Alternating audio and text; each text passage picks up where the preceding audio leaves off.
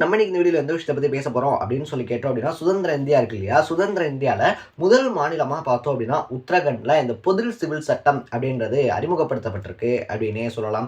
பாஜகவை பொறுத்த வரைக்குமே பார்த்தோம் அப்படின்னா, அவங்களுடைய அரசியல் அறிக்கை, அவங்களுடைய எலெக்ஷன் அறிக்கைகளை பொறுத்த வரைக்குமே இந்த பொது சிவில் சட்டம் அப்படின்றத வந்துட்டு நாங்க நடைமுறைப்படுத்துவோம் அப்படின்னு சொல்லிட்டு தொடர்ந்து வாக்குறுதிகள் அப்படின்றத கொடுத்துக்கிட்டே இருந்தாங்க. நேத்து பார்த்தோம் அப்படின்னா, பாஜக ஆட்சி செய்யக்கூடிய உத்தரகண்ட் இருக்கு இல்லையா? உத்தரகண்ட்ல முதலா இந்த பொது சிவில் சட்டம் அப்படின்றத அனௌன்ஸ் பண்ணியிருக்காங்க அப்படின்னே சொல்லலாம். இந்த பொது சிவில் சட்டத்தை பொறுத்த வரைக்குமே பார்த்தோம் அப்படின்னா, அங்க உத்தரகண்ட்ல முதலமைச்சராக இருக்கக்கூடிய புஷ்கர் சிங் தாமி இருக்கார் இல்லையா? புஷ்கர் சிங் தாமி தலைமையிலான ஒரு கூட்டம் அப்படின்றது சட்டப்பேரவையில் நடக்குது. சட்டப்பேரவையில் பார்த்தோம்னா இந்த பொது சிவில் சட்டம் அப்படின்றத நாங்கள் அறிமுகப்படுத்துறோம் அப்படின்னு சொல்லி அறிமுகப்படுத்துறாங்க. இதுக்கு அங்கேயுமே பார்த்தோம் அப்படின்னா ஒரு சில எதிர்ப்புகள் அப்படின்றது வரதா செய்யுது. ஆனால் அந்த பலத்த எதிர்ப்புகள் அப்படின்றதெல்லாம் தாண்டியுமே பார்த்தோம் அப்படின்னா அந்த சட்டம் நிறைவேற்றப்பட்டிருக்கு அப்படின்னே சொல்லலாம். இந்த வீடியோ பார்த்துக்கிட்டு இருக்கக்கூடிய பலருக்குமே பார்த்தோம் அப்படின்னா பொது சிவில் சட்டம் அப்படின்னா என்ன, அதனால என்னென்ன மாதிரியான பிரச்சனைகள்லாம் வரும், அதை ஏன் எல்லாரும் எதிர்க்கிறாங்க, ஏன் ஒரு சிலர் ஆதரிக்கிறாங்க அப்படின்ற மாதிரி பல டவுட்ஸ் இருக்கும் இல்லையா? அதை எல்லாத்தையுமே கிளியர் பண்ணுற மாதிரி தான் இந்த வீடியோ அப்படின்றது மேக் பண்ணப்பட்டிருக்கு. இதே மாதிரி அப்பப்போ இன்ட்ரெஸ்டிங்காக போயிட்டு இருக்கக்கூடிய விஷயங்கள் இருக்கு இல்லையா? கரண்ட் அஃபேர்ஸாக இருந்தாலும் சரி, பாலிடிக்ஸாக இருந்தாலும் சரி, ஸ்போர்ட்ஸாக இருந்தாலும் சரி, இதே மாதிரி அப்பப்போ அப்டேட்டாக போயிட்டு இருக்கக்கூடிய விஷயங்களை நீங்கள் தொடர்ந்து தெரிஞ்சுக்கணும் அப்படின்னு ஆசைப்பட்டீங்கன்னா மறக்காம நம்ம சேனலை சப்ஸ்கிரைப் பண்ணிக்கங்க. இந்த பொது சிவில் சட்டத்தை பொறுத்த வரைக்குமே பார்த்தோம் அப்படின்னா எல்லா மதத்தினருக்குமே ஒரே மாதிரியான சட்டம் அப்படின்றது இந்த உறவு முறைகள் இருக்கு இல்லையா? திருமணமாக இருந்தாலும் சரி, விவாகரத்தாக இருந்தாலும் சரி, இல்லைனா அதையும் தாண்டி இந்த லிவ்வின் இருக்கு இல்லையா? இது பார்த்தோம் அப்படின்னா எல்லாத்துக்குமே ஒரே மாதிரியான சட்டம் அப்படின்றத அறிமுகப்படுத்துறதா இந்த பொது சிவில் சட்டம் அப்படின்னே சொல்லலாம். இதுக்கு முன்னாடியே பார்த்தோம் அப்படின்னா இதை அறிமுகப்படுத்துறோம் அப்படின்னு சொல்லி சொன்னப்ப பழங்குடியின மக்கள் கிட்ட இருந்து அதிகப்படியான எதிர்ப்பு அப்படின்றது வெளியே வந்துருந்துச்சு. உத்தரகண்டை பொறுத்த வரைக்குமே உத்தரகண்ட்ல ஏன் இதை வந்துட்டு நிறைவேற்றிருக்காங்க? பாஜக பார்த்தோம் அப்படின்னா பல மாநிலங்கள்ல ஆள்றாங்க, ஆனால் உத்தரகண்ட்ல ஏன் குறிப்பா வந்துட்டு நிறைவேற்றிருக்காங்க அப்படின்னு சொல்லி பார்க்கும்போது, உத்தரகண்ட்ல மற்ற மதத்தினரோட கம்பேர் பண்ணும்போது பார்த்தோம் அப்படின்னா இந்துக்கள் தான் பெருவாரியான மக்கள் அப்படின்றவங்க இருக்காங்க. இன்னும் சொல்ல போனா உத்தரகண்ட் ஒரு இந்துக்களுடைய மாநிலம் அப்படின்னு சொல்லக்கூடிய அளவுக்கு பெருவாரியான மக்கள் பார்த்தோம் அப்படின்னா இந்துக்களா இருக்கிறதுனால அங்க எதிர்ப்பு அப்படின்றது வரதுக்கான வாய்ப்பே கிடையாது. அது மட்டும் இல்லாம எலெக்ஷன் வேற வரப்போகுது. இந்த மாதிரியான டைம்ல பார்த்தோம் அப்படின்னா நம்ம இந்த பொது சிவில் சட்டம் இருக்கு இல்லையா, அதை இன்ட்ரடியூஸ் பண்ணோம்னா அதுக்கு என்னென்ன மாதிரியான விஷயங்கள் அப்படின்றது பேக் ஃபயர் ஆகுது, இல்லைன்னா பாசிட்டிவா வருது.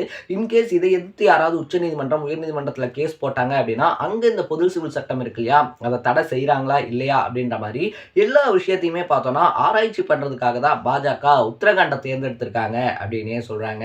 உத்தரகண்டை பொறுத்த வரைக்குமே பார்த்தோம் அப்படின்னா நம்ம முன்னாடியே சொன்ன மாதிரி பெருவாரியான ஹிந்து மக்கள் இருக்கிறதுனால அங்க எதிர்ப்பு அப்படின்றது எழுறதுக்கு வாய்ப்பு இல்லை அப்படின்னு சொல்லப்படுது. இந்த பொது சிவில் சட்டத்தில் அப்படி என்னென்னலாம்ப்பா சொல்றாங்க அப்படின்னு சொல்லி பார்த்தோம்னா, ஃபர்ஸ்ட் இந்த பொது சிவில் சட்டம் இருக்கு இல்லையா, எல்லா மதத்தினருக்குமே பொருந்தும் எக்ஸ்பெக்ட் நம்ம பழங்குடியின மக்களை தவிர அப்படின்னே சொல்லலாம். பழங்குடியின மக்களுக்கு பார்த்தோம் அப்படின்னா இந்த பொது சிவில் சட்டம் அப்படின்றது பொருந்தாது. அது மட்டும் இல்லாம மத்திய மாநில அரசு அதிகாரிகள் இருக்காங்க இல்லையா, அவங்களுக்குமே பார்த்தோம் அப்படின்னா இந்த பொது சிவில் சட்டம் அப்படின்றது பொருந்தும் அப்படின்னு சொல்லியிருக்காங்க. இந்த பொது சிவில் சட்டத்தை பொறுத்த வரைக்குமே பார்த்தோம் அப்படின்னா முதல்ல நீங்க ஒரு கல்யாணம் பண்ணணும் அப்படின்னா கல்யாணம் பண்ணக்கூடிய பொண்ணுக்கும் கல்யாணம் பண்ணக்கூடிய பையனுக்கும் பார்த்தோம் அப்படின்னா உயிரோட கணவனோ மனைவியோ இருக்கக்கூடாது அப்படின்னு சொல்றாங்க. ஆல்ரெடி மேரிடா அவங்க இருக்காங்க அப்படின்னு சொல்லி இருந்தா அவங்களுடைய ஒய்ஃப் இருக்காங்க இல்லையா, அவங்க வந்துட்டு உயிரோட இருக்கக்கூடாது. இல்லைன்னா அந்த அவங்களுடைய ஹஸ்பண்ட் இருக்காங்க இல்லையா, பொண்ணோட ஹஸ்பண்ட் உயிரோட இருக்கக்கூடாது. இந்த மாதிரியான ஒரு சுச்சுவேஷன் அப்படின்றது இருக்கணும்.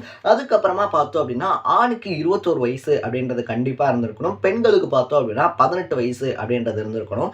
வெவ்வேறு மதத்தை சார்ந்தவங்க இருக்காங்க இல்லையா, இப்போ வந்துட்டு ஒரு ஹிந்து பையனும் முஸ்லீம் பொண்ணு லவ் பண்றாங்க, இல்லைன்னா ஒரு கிறிஸ்டின் பொண்ணும் ஹிந்து பையனும் லவ் பண்றாங்க.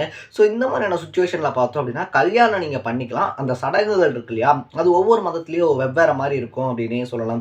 எந்தெந்த மதத்துல என்னென்ன மாதிரியான சடங்குகள் அப்படின்றது இருக்கோ அதை வந்துட்டு நீங்க ஃபாலோ பண்ணிக்கலாம் அப்படின்னு சொல்லப்படுது.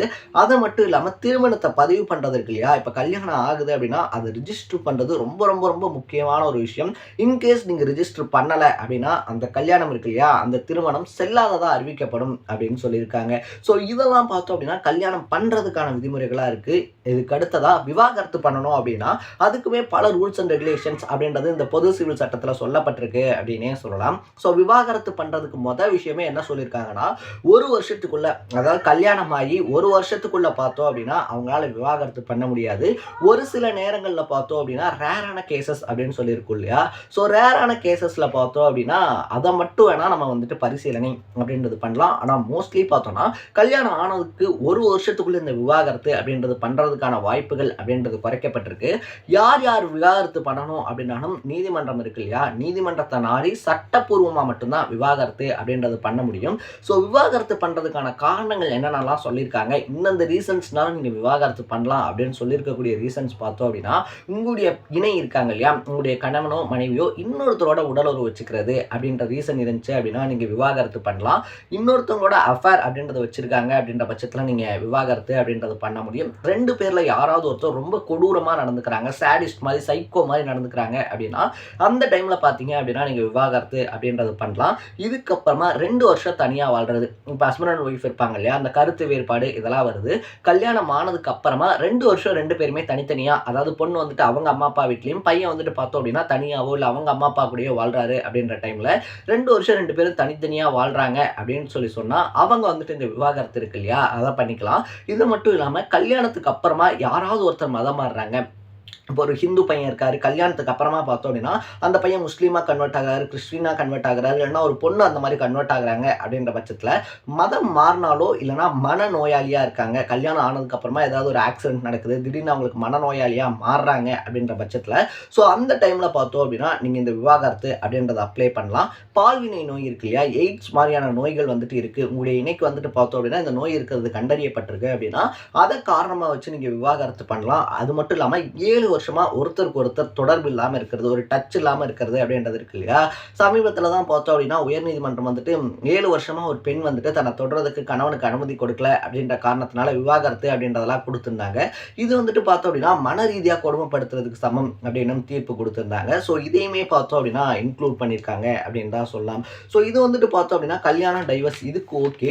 பட் இப்போ ரீசன்ட் டைமில் பார்த்தோம் அப்படின்னா இந்த லிவ் இன் ரிலேஷன்ஷிப்ஸ் இருக்கு இல்லையா, அது ரொம்ப கேஷுவலாக ரொம்ப நார்மலாக போயிட்டு இருக்கக்கூடிய ஒரு விஷயமா இருக்கு அப்படின்னு தான் சொல்லணும். ஸோ இந்த லிவ் இன் ரிலேஷன்ஷிப்புக்குமே பார்த்தோம் அப்படின்னா நிறைய ரூல்ஸ் அண்ட் ரெகுலேஷன்ஸ் அப்படின்றத வகுத்திருக்காங்க. முதல் விஷயம் என்ன அப்படின்னா, நீங்கள் லிவ் இன் ரிலேஷன்ஷிப்ல இருக்கீங்க அப்படின்னா மாவட்ட பதிவாளர் இருப்பார் இல்லையா, ஸோ அவர்கிட்ட போயிட்டு உங்களுடைய லிவ் இன் ரிலேஷன்ஷிப் ஸ்டேட்டஸ் அப்படின்றத அனௌன்ஸ் பண்ணணும். அப்படி நீங்கள் ஒரு மாதத்துக்கு மேலே லிவ் இன்ல இருக்கீங்க, இதை போயிட்டு அனௌன்ஸ் பண்ணலன்னா என்ன, இதெல்லாம் வந்துட்டு தெரியவா போகுது அப்படின்னு சொல்லிட்டு அனௌன்ஸ் பண்ணாமல் ஒரு மாதத்துக்கு மேலே லிவ் இன்ல இருந்து அது கண்டுபிடிக்கப்படுது அப்படின்னா 10,000 ரூபா ஃபைன், 3 மாதம் வரைக்கும் ஜெயில் அப்படின்ற ஒரு சட்ட திருத்தம் அப்படின்றதும் கொண்டு வரப்பட்டிருக்கு. ஸோ நீங்கள் லிவ் இன் ரிலேஷன்ஷிப்பில் இருக்கீங்க அப்படின்னா கண்டிப்பாக இந்த மாவட்ட பதிவாளர் இருக்கார் இல்லையா, அவர்கிட்ட அனௌன்ஸ் பண்ணணும். அதுக்கப்புறமா அதை பண்ணாமல் விட்டுற பட்சத்தில் அந்த தண்டனை அப்படின்றத அனுபவிக்கணும் அப்படின்னு சொல்லியிருக்காங்க. லிவ் இன் முறையில் பிறக்கக்கூடிய குழந்தை இருக்கு இல்லையா, அதுவுமே பார்த்தோம் அப்படின்னா இனி அதிகாரப்பூர்வமான குழந்தையாக கருதப்படும் அப்படின்னு சொல்லியிருக்காங்க. முன்னாடி பார்த்தோம் அப்படின்னா லிவ் இன்ல பிறக்கக்கூடிய குழந்தைக்கு அவ்வளோ பெரிய அதிகாரம் அங்கீகாரம் அப்படின்றது இருக்காது. பட் இப்போ பார்த்தோம் அப்படின்னா அந்த குழந்தைக்குமே ஒரு அதிகாரம் ஒரு அங்கீகாரம் அப்படின்றது கொடுக்கப்படும் அப்படின்றதுன்னு சொல்லியிருக்காங்க. கல்யாணம் ஆனவங்க இருக்காங்க இல்லையா, ஆல்ரெடி மேரிட் பர்சன் பார்த்தோம் அப்படின்னா லிவ் இன்ல இருக்க முடியாது. அது மட்டும் இல்லாமல் 21 வயசுக்கு உட்பட்டவங்க இருக்காங்க இல்லையா, அவங்க வந்துட்டு லிவ் இன்ல இருக்கணும் அப்படின்னா அவங்களுடைய பேரண்ட்ஸினுடைய அனுமதி அப்படின்றது கட்டாயம் அப்படின்னே சொல்லலாம். ஸோ நம்ம வீட்டில் நம்மலாம் போயிட்டு கேட்டோம் அப்படின்னா விளக்கமாறு பிய அடிப்பாங்க. ஸோ அதனால யாரும் ட்ரைலாம் பண்ணி பார்க்க வேணாம். பட் 21 வயசுக்கு முன்னாடி நீங்கள் வந்துட்டு ஒரு லிவ் இன் ரிலேஷன்ஷிப்பில் இருக்கீங்க அப்படின்னா பேரண்ட்ஸினுடைய அந்த ஒரு அட்வைசர்ஸ் இருக்கு இல்லையா, பேரண்ட்ஸினுடைய அட்வைசர்ஸ் ப்ளஸ் பெர்மிஷன் இல்லாமல் நீங்கள் இருந்தீங்க அப்படின்னா அதுவுமே பார்த்தோம் அப்படின்னா உங்களுக்கு வந்துட்டு அது ஒரு குற்றமாக கருதப்படும். குற்றமாக கருதப்படுறதோட மட்டும் இல்லாமல் உங்களுக்கான தண்டனைகள் அப்படின்றதும் வழங்கப்படும் அப்படின்னு அனௌன்ஸ் பண்ணியிருக்காங்க.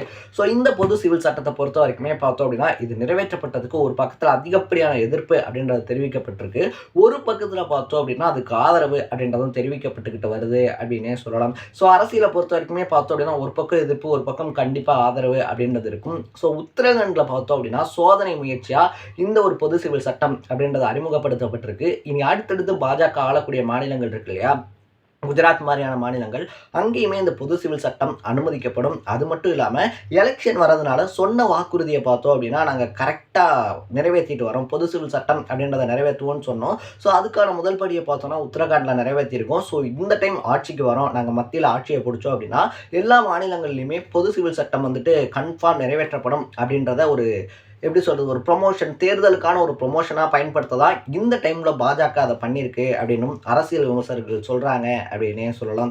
ஸோ இந்த திட்டத்தை பொறுத்த வரைக்குமே பார்த்தோன்னா பெண்களுக்கு வந்துட்டு அதிகப்படியான பாதுகாப்பு முக்கியத்துவம், அது மட்டும் இல்லாமல் அவங்களுக்கு ஒரு படி மேலே போய் ஒரு அந்தஸ்து அப்படின்றத தரதுக்காக தான் இந்த பொது சிவில் சட்டம் அப்படின்றத அனௌன்ஸ் பண்ணியிருக்கோம் அப்படின்னு பாஜக சைட்லேயும் சொல்லப்படுது. ஸோ இந்த வீடியோ மூலிமா நீங்கள் இந்த பொது சிவில் சட்டத்தை பற்றி என்ன நினைக்கிறீங்க, இந்த சட்டம் தமிழ்நாட்டில் வரலாமா வேணாமா அப்படின்றத பற்றி உங்களுடைய கருத்து என்ன அப்படின்றத கமெண்ட் செக்ஷனில் பதிவு பண்ணி பண்ணிவிட்டு இதே மாதிரி அப்பப்போ அப்டேட்டாக போயிட்டுக்கூடிய விஷயங்கள் இருக்கு இல்லையா, கரண்ட் அஃபேர்ஸாக இருந்தாலும் சரி, பாலிடிக்ஸாக இருந்தாலும் சரி, ஸ்போர்ட்ஸாக இருந்தாலும் சரி, இதே மாதிரி அப்பப்போ அப்டேட்டாக போயிட்டு இருக்கிற விஷயங்களை நீங்கள் தொடர்ந்து தெரிஞ்சுக்கணும் அப்படின்னு ஆசைப்பட்டீங்கன்னா மறக்காமல் நம்ம சேனலை சப்ஸ்கிரைப் பண்ணிக்கோங்க. நாளைக்கு இதே மாதிரி இன்னொரு இன்ட்ரெஸ்டிங்கான வீடியோட சந்திக்கலாம். Tata, bye by.